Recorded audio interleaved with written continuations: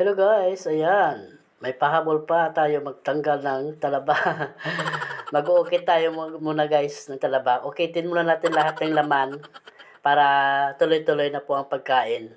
Kasi pag tanggalin mo po ito isa-isa habang kumakain, maisturbo po yung kain mo, baka mawalan ka ng gana.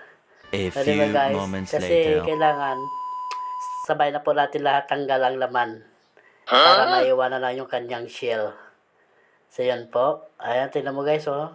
Ayan, ang taba ng talaba, no? Kumakain ba kayo nito? Ako, I'm sure, hindi din ako mahilig dito sa talaba, ah.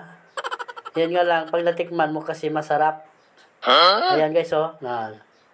Napakalaki yung laman niya, tsaka manamis-namis. Yan, lalo-lalo na po, lagyan natin ng manghang na suka. Ayan, o, diba guys? Ayan, mga 100 pesos po ito.